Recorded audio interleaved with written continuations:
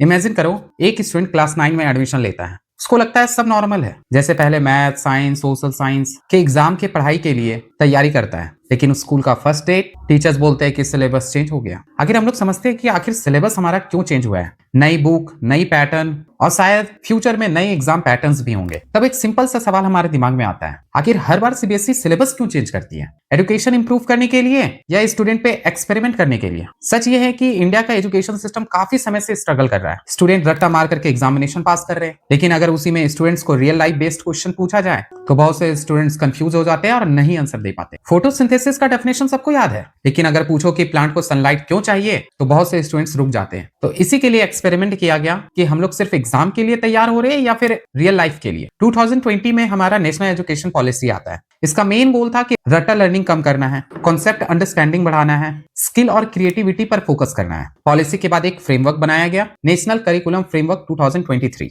इसको एनसीईआरटी ने डिजाइन किया। इसी के बेसिस पे आज सीबीएसई ने एक नया सिलेबस लाया। आखिर क्लास 9 को ही क्यों लिया गया? क्योंकि ये एक हमारा एजुकेशन का टर्निंग पॉइंट होता है। बोर्ड एग्जाम का प्रिपरेशन स्टार्ट होता है, स्टूडेंट को करियर के बारे में सोचने का स्टार्टिंग पॉइंट होता है। इसलिए रिफॉर्म का स्टार्टिंग पॉइंट भी क्लास 9 को चूज किया गया। इस नए सिस्टम में लर्निंग को 8 भाग में डिवाइड किया गया। Language, math, science, social science, arts, physical education, vocational skill, interdisciplinary learning. Goal simple है, स्टूडेंट सिर्फ एग्जाम पास ना करे बल्कि रियल लाइफ लर्निंग भी सीखे। लेकिन यहाँ एक बड़ी प्रॉब्लम है, सिलेबस तो चेंज किया लेकिन सिस्टम कैसे सही हो? हमारे पास बहुत सारे एग्जांपल है, जैसे फिनलैंड में टीचर्स को वर्ल्ड क्लास ट्रेनिंग मिलती है, जर्मनी में स्टूडेंट्स को स्कूल के साथ इंडस्ट्री ट्रेनिंग मिलती है। इसी वजह से स्टूडेंट्स प्रैक्टिकल स्किल भी डेवलप होता है। और इंडिया में अभी भी हमारे पास टीचर ट्रेनिंग लिमिटेड है, इंफ्रास्ट्रक्चर वीक है और इंप्लीमेंटेशन भी स्लो चलता है। इसलिए रिफॉर्म का आइडिया तो बहुत ही सॉलिड है, बस थोड़ा ग्राउंड रियलिटी कॉम्प्लेक्स है। सीबीएसई सिलेबस चेंज सिर्फ टेक्स्ट बुक अपडेट नहीं है, ये एक अटेम्प्ट है जहां पे